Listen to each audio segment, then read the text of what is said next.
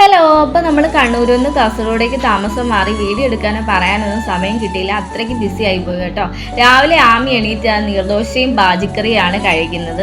ചെടി കണ്ടോ എന്ത് ഭംഗിയാണെന്നറിയാവോ. ഇവിടേക്ക് അങ്ങും ഇങ്ങുമായിട്ടൊക്കെ ചെടികൾ നിൽപ്പുണ്ട്. ഇവിടുത്തെ ഓണർ ചേച്ചിയാണെങ്കിൽ നട്ടുപിടിപ്പിച്ച ചെടികളാണ്. ഇതാണ് എന്നെ ഏറ്റവും ആകർഷിച്ചത്, ഈ തുളസിത്തറ. ദിവസവും ഞാൻ ഇതിനിപ്പോൾ വെള്ളം ഒഴിക്കും കേട്ടോ.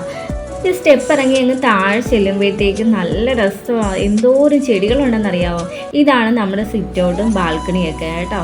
എനിക്ക് എന്തായാലും മുറ്റം തൂക്കണ്ട. അതാണ് ഇത് കണ്ടോ മണി പ്ലാന്റ്. ഇവിടുന്ന് 2 കിലോമീറ്റർ അപ്പുറം കടലാണ് കേട്ടോ. അതുകൊണ്ട് എപ്പോഴും കാറ്റാണ്. ഇവിടെ നിൽക്കാനൊരു പോസിറ്റീവ് വൈബാണ് കേട്ടോ.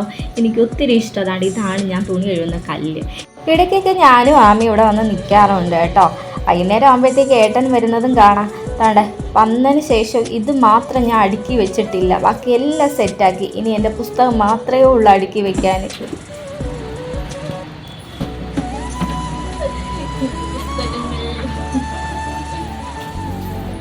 ഇത് കണ്ടോ, ഇടയ്ക്ക് ഞാൻ വിഷൻ ബോർഡ് തയ്യാറാക്കിയതാ കേട്ടോ. പക്ഷേ കട്ട ഫ്ലോപ്പായി പോയി.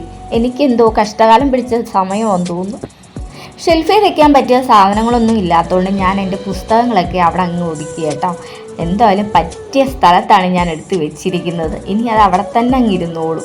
പഠിക്കണമെന്ന് തോന്നുമ്പോൾ എടുത്താൽ മാത്രം മതി. പഠിക്കണമെന്ന് തോന്നുമെന്ന് തന്നെ അറിയാം. അങ്ങനെയെല്ലാം ഞാൻ സെറ്റാക്കി കേട്ടോ. എന്തോരം പുസ്തകങ്ങൾ ഇത്രയല്ല, ഇനിയുണ്ട്. ബാക്കി ബാൽക്കണിയിൽ ഇരുന്ന് പഠിക്കാൻ വേണ്ടി അവിടെ സെറ്റാക്കാൻ വെച്ചിരിക്കുക കേട്ടോ. അങ്ങനെ ഞാൻ ബാക്കിയും കൂടെ ഞാനങ്ങ് സെറ്റാക്കും. നിങ്ങൾ ഈ കാണുന്ന ടാപ്പ് കണ്ടോ, അതിനകത്തൂടെ വെള്ളമൊന്നും വരത്തില്ല. അതുകൊണ്ട് നമുക്ക് സ്വസ്ഥമായിട്ട് അവിടെ നിന്ന് പഠിക്കാം കേട്ടോ. പിന്നെ ബാക്കിയും കൂടെ തൂത്തൊതുക്കാനുണ്ടായിരുന്നു, അതുകൂടെ ഞാനങ്ങ് തൂത്ത് കേട്ടോ. കാറ്റ് കാരണം ഞാൻ തൂക്കുന്ന മൊത്തവും കാറ്റെടുത്തുകൊണ്ട് പോവുകയാണ്.